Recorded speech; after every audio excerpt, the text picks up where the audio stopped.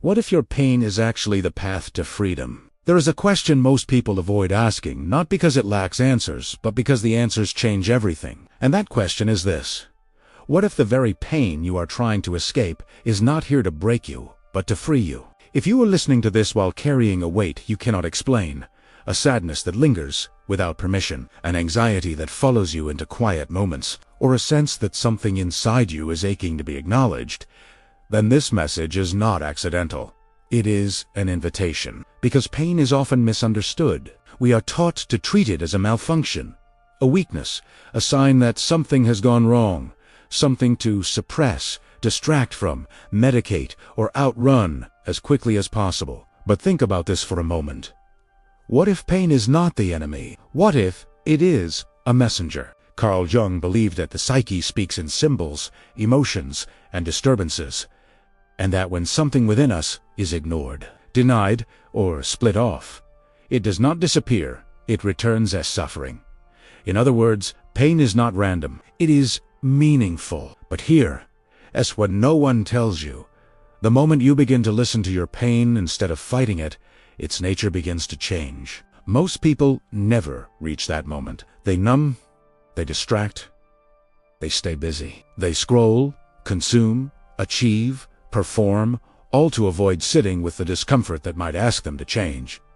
And yet, the avoidance itself becomes a prison. Friedrich Nietzsche once wrote that he who has a why to live can bear almost any how. And in that statement lies a radical truth. Suffering without meaning feels unbearable, but suffering understood becomes transformative. Now ask yourself, what if your pain is not here to be eliminated, but to be understood? Viktor Frankl, who endured extreme suffering under conditions most of us cannot imagine, discovered that even when everything is taken from a person, freedom, comfort, dignity, one thing remains inviolable: the freedom to choose one's attitude towards suffering. And that choice, he observed, is where human freedom truly begins. Pain strips away illusions. It dismantles false identities. It forces you to confront the gap between who you are and who you pretend to be. This is why awakening often begins with discomfort. Alan Watts described how we cling to pleasure and resist pain, not realizing that this resistance is what creates suffering in the first place. Because life moves in waves, expansion and contraction, joy and sorrow, and fighting one side of the rhythm only deepens the imbalance. Pain then becomes the teacher of surrender. Not surrender as defeat, but surrender as honesty. Think about this carefully. When did your pain begin? What changed around that time? What truth were you avoiding? What version of yourself were you betraying? Carl Jung believed that neurosis is always a substitute for legitimate suffering, meaning that when we avoid the pain necessary for growth, it returns in distorted forms: anxiety, depression, numbness, addiction, resentment. Pain demands engagement. And this is where freedom quietly enters. Because freedom is not found in comfort. It is found in integration. Napoleon Hill spoke of mental programming, how repeated thoughts, emotions, and beliefs shape our reality.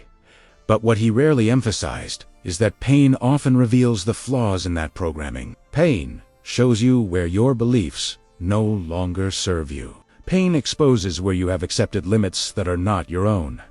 Pain reveals the cost of living unconsciously. While Jung saw pain as a message from the unconscious, Napoleon Hill saw it as a signal to reprogram the mind, and Viktor Frankl saw it as a call to meaning.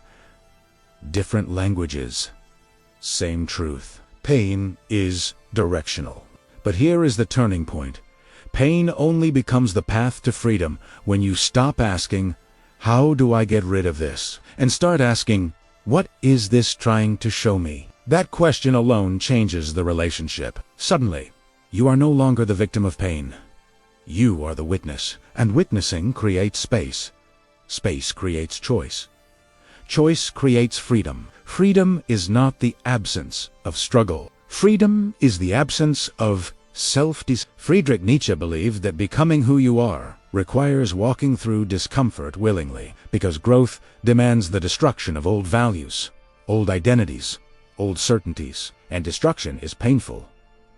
But what emerges afterward is something truer, something stronger, something alive. Now ask yourself, who would you be if you stopped running from your pain and allowed it to reshape you? What parts of yourself would finally be what boundaries would finally be drawn? What truth would finally be spoken? Because pain often arrives at the exact moment you are ready to change, not when you want to, but when you must. And that is not cruelty. That is intelligence. Life does not waste suffering. Only unconsciousness does. Alan Watts reminded us that the ego tries to control life, while wisdom learns to cooperate with it, and pain is often life's way of breaking the ego's illusion of control, so something deeper can emerge. This is why the darkest moments often precede the most meaningful transformations. Not because pain magically creates growth, but because pain removes the lies that prevented growth. When everything hurts, pretending becomes impossible. When something breaks, truth leaks in. And this is the quiet miracle. When you stop resisting pain, it begins to lose its grip. Not immediately, not dramatically, but gradually, because you are no longer split against yourself. You are no longer at war with your own experience. You are listening, integrating, becoming whole. Carl Jung called this process individuation, the lifelong journey of integrating all parts of the self, including the shadow, the wounded, the fearful, and the rejected. And individuation is not comfortable, but it is freeing, because a person who has faced their pain consciously is no longer easily controlled by fear. They no longer need constant validation. They no longer confuse safety with meaning. They become grounded, present, alive. So if you are hurting right now, do not rush to escape it. Sit with it. Listen. Ask it what it wants you to know, because what feels like a breakdown may be a breakthrough in disguise. What feels like loss may be liberation from a life that was never aligned. What feels like pain may be the doorway you've been avoiding, the doorway to freedom. If this message spoke to you, subscribe to Becoming You and keep growing with us. And if you watched until the end, comment the word integration below and share what this message stirred within you. Because your pain has a voice, and your freedom begins the moment you listen.